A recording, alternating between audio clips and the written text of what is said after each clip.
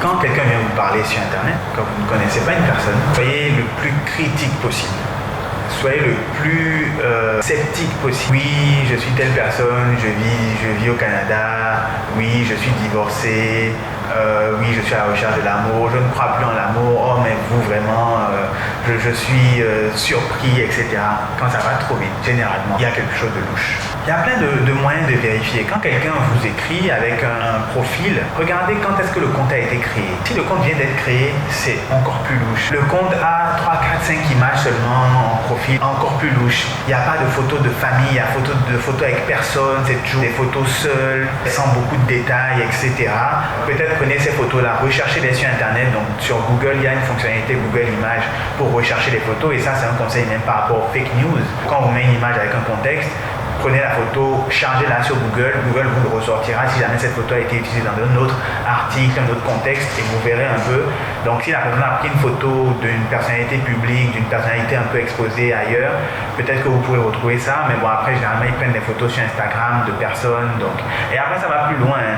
Vraiment ceux qui font la sextorsion, il n'y a pas d'ambiguïté, ce sont des caïmans, ce sont des escrocs, c'est de la cyber-escroquerie. Ils ferment le dossier sextorsion, derrière ils sont en train de vendre du vent à des gens sur le bon coin, donc c'est les mêmes personnes, c'est les mêmes principes, c'est les mêmes procédés.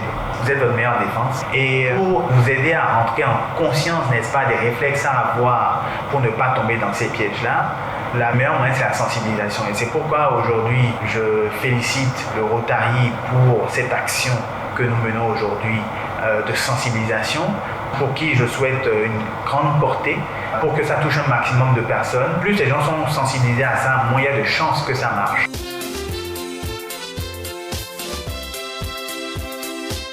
De manière générale, l'outil numérique, l'Internet aujourd'hui est un plus dans la vie de tout le monde, c'est un incontournable, ça élargit énormément nos champs des possibles. Cependant, c'est un outil à aborder avec beaucoup de prudence. Beaucoup de prudence parce que de la même manière que dans la vraie vie, certains chercheront les moyens détournés pour toucher votre intégrité, toucher votre portefeuille.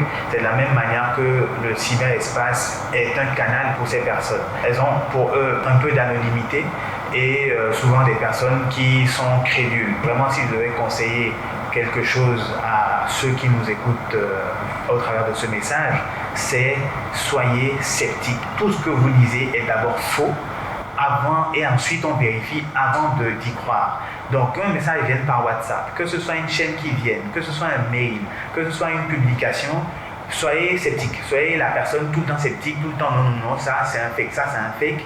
Et après, si ça vous intéresse, vous allez vérifier et quand vous avez la confirmation que c'est vrai, seulement vous pouvez aller plus loin. De manière générale, que ce soit des personnes qui vous parlent ou des news qui vous parviennent, soyez tout le temps critique, sceptique et challengez l'information. Merci.